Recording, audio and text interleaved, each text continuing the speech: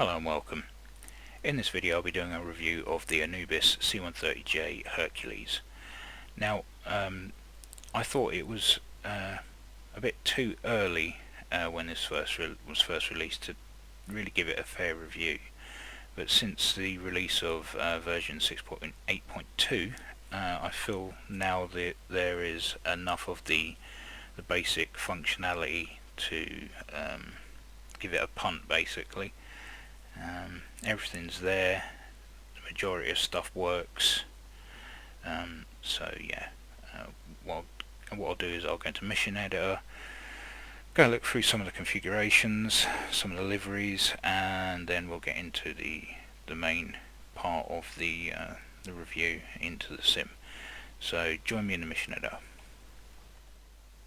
Here we are at Cobaleti, and I have three of the C-130s, which I feel are the three main variants that you can configure using the mod. So we'll start with this one, which is the bog standard cargo, which I've got in the Royal Air Force livery, and as you can see I've got two crated up Humvees ready to be airdropped and some 30 paratroopers. You could add JATO if you wanted, extra fuel tanks. As you can see here, I might as well just add them just for the fun of it. Not the right colour, but it doesn't matter, fuel tanks are fuel tanks. This section here is for the AC-130 setup, with the battle station that you'll need to add to go with the armament. Same with any armament that you have on the pylons on the wings. So yeah, this is the, as I say, the average everyday truck. On to the next one. Everyone's favourite gunship, the AC-130J. As you can see, it's configured with external fuel tanks. Unfortunately, you can't see the cannons or any of the Gatling guns in the configuration for some reason. I do have a battle station on board with the targeting pod. That's not implemented just yet, as well as quite a bit of the battle station isn't configured yet. That's mainly for aesthetics, but that is needed to fire the guns and just basically arm them. And here we have the KC-130J, the tanker variant that the United States Marine Corps use. Now you'll notice that I have some Mark 82s on pylons here, and you probably think to yourself, well, no, they don't carry those. Well, back in I think it was 2015, 2016, the Marine Corps actually toyed with the notion of arming their KC-130Js to use them as a close air support aircraft. If you're asking me, that seems a bit dangerous for something this size, but yeah, that was the idea, and it was going to be armed with the Hercules Airborne weapons kit, or Hawk, and it was going to be given the name the Harvest Hawk. I don't know very little about it that I can find on the internet, so if anybody knows any more, some more information would be great. Maybe a link to a website or something in the description, in the comments would be brilliant. But yeah, armed with obviously your Mark 82s, you can also have the Hydrazine rocket pods, and another one that doesn't seem to be added here is the AGM-114 Hellfire, and they also experimented with the AGM-176 Griffin, but those two don't seem to be added to the mod. I don't know if they will do it at another point, but yeah, that's all part of the Hawk or Hercules Airborne weapons kit. You can carry fuel tanks to make it look like your KC-130J, but there is no way of implementing any sort of refueling drogues of any type. Again, I don't know if that's going to be implemented at some point in the future, or maybe added. Would be a nice nice idea, but I don't know how far you'd be able to get without being a third-party developer and having access to the proper software development kit. But yeah, so that's the third variant, sort of a mix of the two really. You've got the Harvest Hawk and the tanker C-130. So now we'll get into the sim proper and have a look around the aircraft. Alrighty then, so we're inside the office now. Pilot, co-pilot seat, which you can switch between pressing the 1 and the 2 buttons on the top of the keyboard. As you can see, there's the cockpit panel with all its glass goodness. I say goodness in the loosest term because I'm more of a mechanical gauge kind of guy. I like to be able to use things that if something fails you can replace a part and then get back into the thick of it, rather than worrying about a screen to go down and then scrolling through all the others. So yeah, I'm old school, so that's just me. But as you can see, all your engine, fuel lines, everything like there. Down here we have steering wheel for ground handling, which can be assigned to controller of your choice if you don't want to use rudder pedals. Nothing along here is implemented. Flight computers, obviously throttle quadrant, all your little switches for your lights, which I must add, only taxi and landing lights are working on this at the moment. No nav lights, no beacon lights, anything like that. There's your flaps, in another inoperable panel down there, and then obviously you've got your autopilot up front here, backup steam gauge, clock, and all the other controls for and annunciator panels, light things for all your autopilot and things like that. So I'm going to get this started up. Oh, before I do, another great little addition is that the cockpit windows can be open and closed. Just a little bit of added realism. So we'll close those first before I forget it, because last time I flew this I forgot and wondered why it was so loud when I was flying and I wasn't able to close the windows.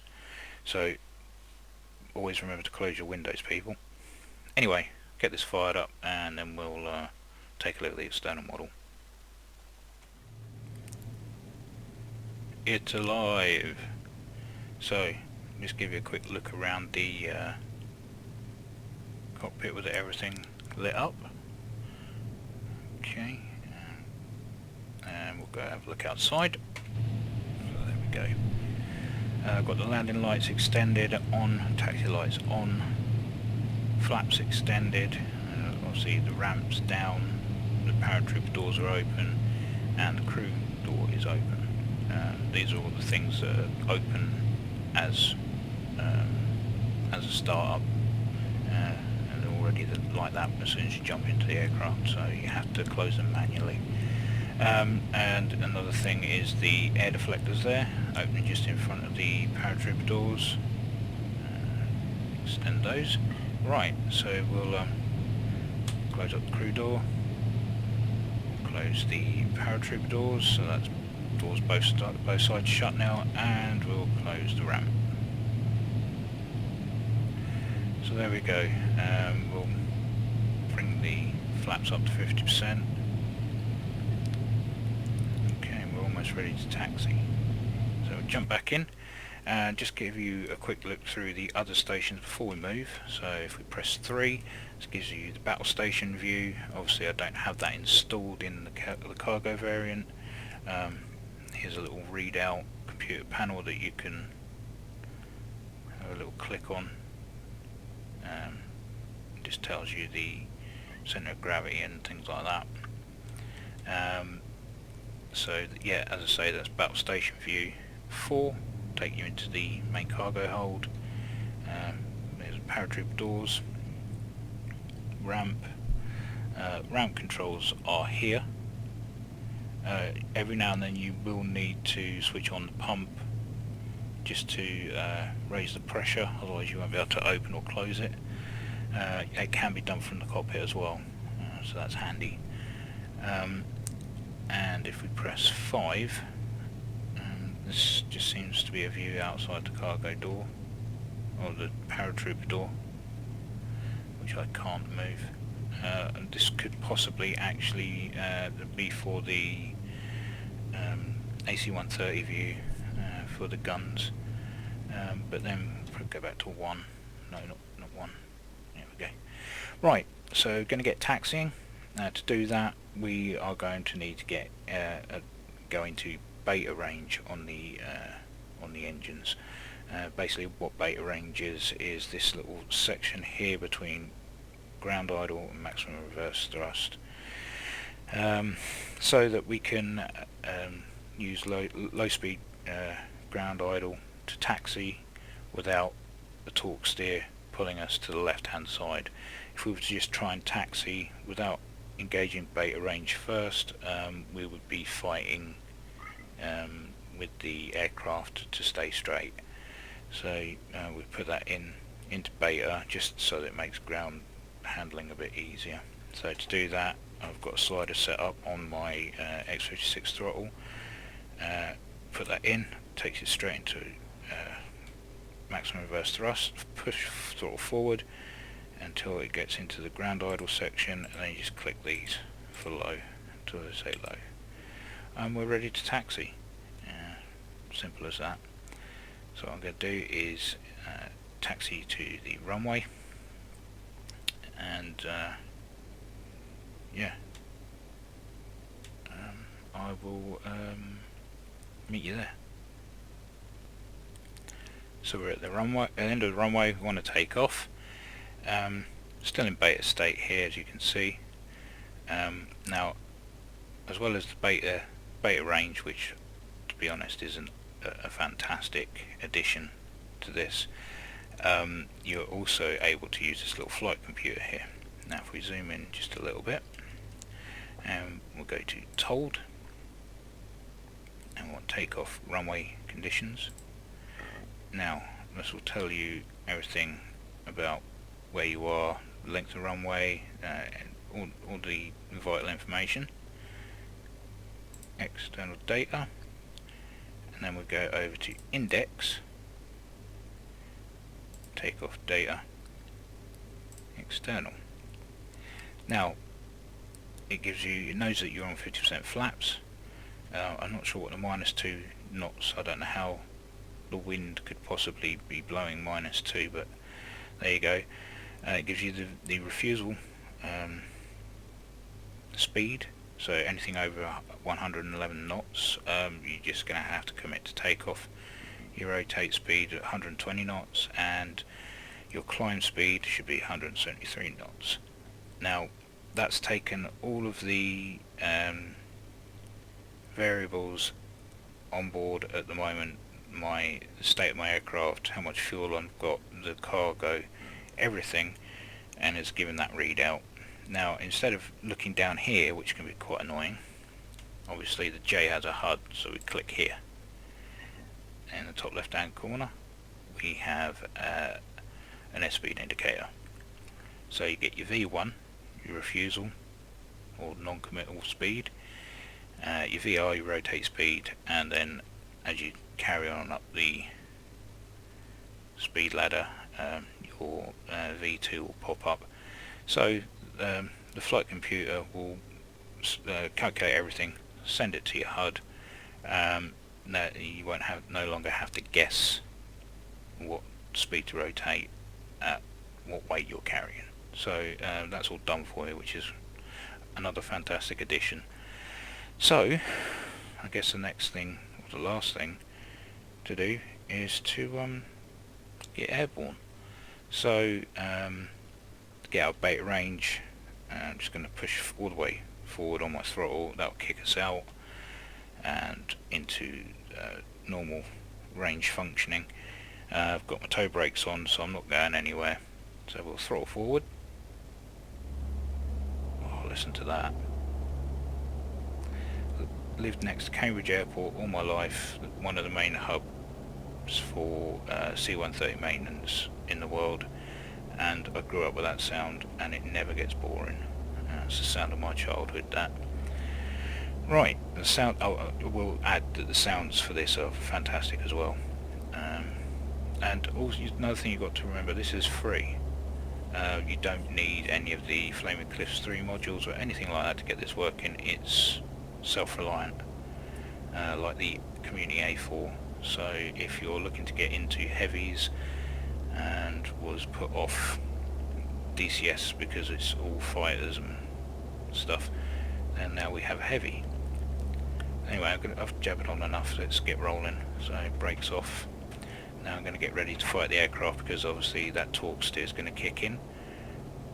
So using the rudder, try and keep it nice and straight until we get over 70 knots, and then we should start getting normal centre lining. There we go. Okay, so we're getting close to V1.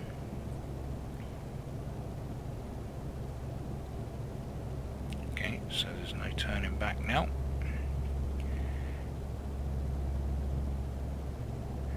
And rotate, and we're up. Get clean, trim out. What I'm going to do is get to 3,000 feet, show you the dropping of the Humvees, and then show you the paratroopers, and then just show you some clips of the Harvest Hawk and the AC-130 just doing their extra bits and pieces. So join me at 3,000 feet. Right, I'm at 3,000 feet, heading back to Cobaleti, and going to drop these Humvees as close to the centre line of the runway as I possibly can.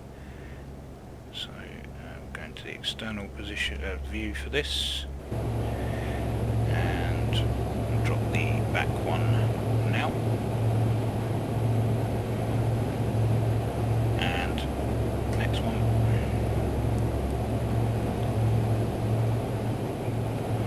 there we go. 2 Humvees on the way down.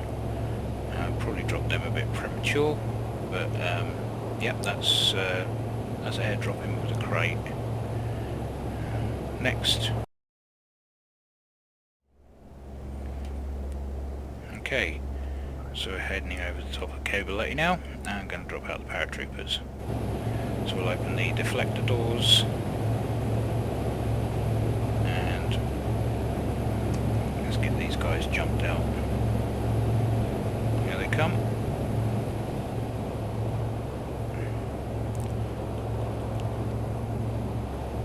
Go. Centre of gravity is shifted, so my nose is pitched up, so it's trimming out.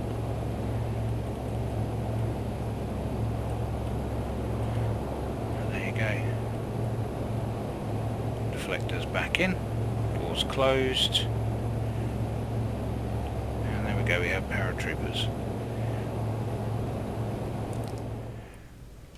Okay, so I'm on a long downwind Cobaleti, a very long downwind. And the idea is to get the aircraft as dirty as I possibly can and give you a low speed handling of the aircraft. Now just try and trim out, as you can see here, another thing that it shows you is VS, is the stall speed. So we'll keep it around about 114 knots. As you can see, it's not quite so lumbering at low speed. Needs to be a bit more responsive.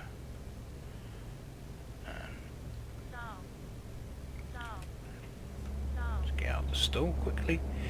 So yeah, it's easy enough to fly in low speed. In fact, it's very easy to fly in low speed. So if you remember the little computer down here that I used for takeoff speeds and climb speeds and decision speeds and things like that, well, we can do that with the landing as well. So if we go to that, go to told, go to landing data, external. Now it takes in all the variables of the aircraft, the configuration I'm in, the weight, how much fuel I have on board, and now it will give me an approach speed, which down here the approach speed is 138 knots, over the threshold at 128, and then touchdown at 121. So we work our way into Cobaleti on those variables, then we should come down for a nice approach. One thing to remember is that obviously this being a turboprop aircraft and quite large, the approach will be quite different to what you're used to. With jets, obviously you bring it in, throttle back and just let it and flare it in. With this, the approach is quite different. Pretty much slight nosedive towards the runway and flare at the last minute, otherwise you're just not going to get down unless you stall it. That's obviously not a good idea, so we need to throttle back down to approach speeds, coming into Cobaleti. All the flaps down 100%, it's on finals, gear is down. Okay, all is good, so we just need to get the approach speed down to 136 knots. Once it's down to 136 knots, just try and keep it constant. You haven't got to worry about the aircraft getting away from you because it's not that sort of aircraft. Obviously with prop aircraft, the throttle response is a lot quicker. With this, if you pull off the throttle, you get basically an instant reaction, whereas with a jet it takes a while for the jet to spool down, and obviously to slow the aircraft down you're going to have to extend external services. With this, it's just basically throttle back and let it do its job. As you can see, I've got the end of the runway in the centre there, and I'm just basically aiming for that, and pretty much near the approach speed. I want to be across the threshold at, what was it, 128. That shouldn't be an issue.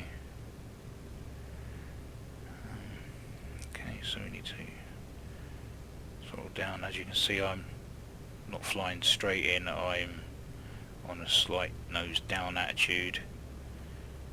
I'm sure if you've seen C-130s coming to land before, you'll be used to the angle that they come in at. Throttle back a little bit more.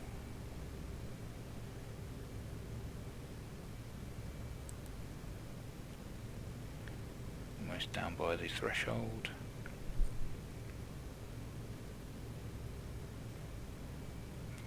So we're at threshold speed, pretty much.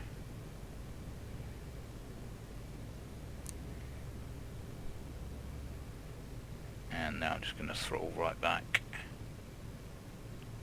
Let's let it do its job.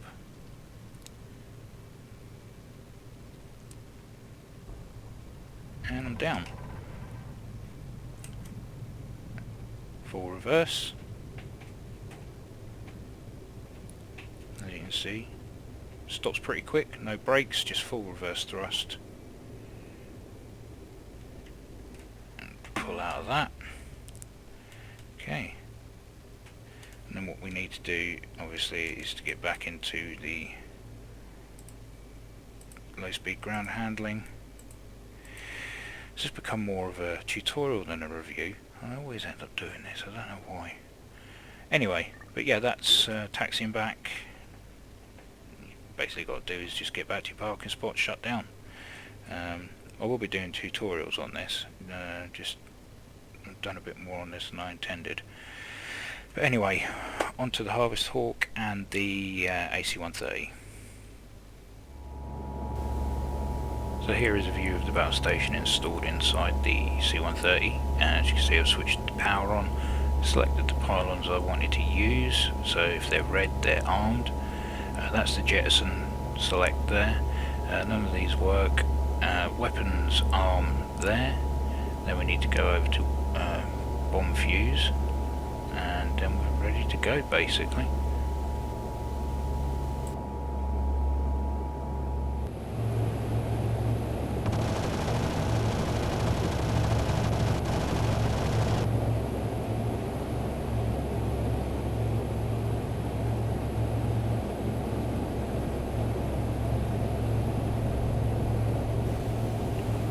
Here's an external view of the AC-130J Spectre.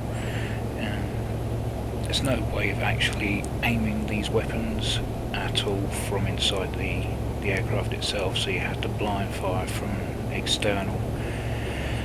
So hitting your target's a bit of a mission in itself, but you do have tracer to follow, and as long as you get that tracer on target, you pretty much hit your target with everything else.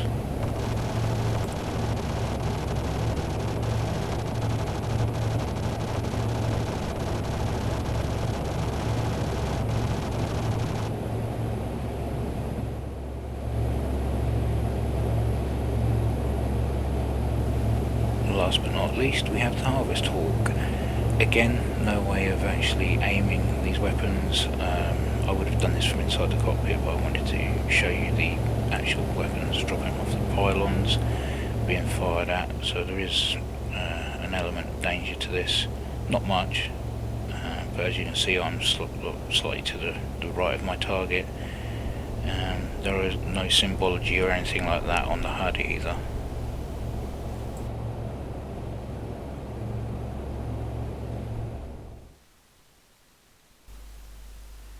Last but no means least, I thought I'd show you Fat Albert with some JATO rockets. There's no flames from the rockets, just black smoke, and then I'll pull up into a vertical, fire out a load of flares just to show you what they're like, and that'll be it for the video. So thank you for watching, and as always, take care, and I'll catch you in the next one. Flares away.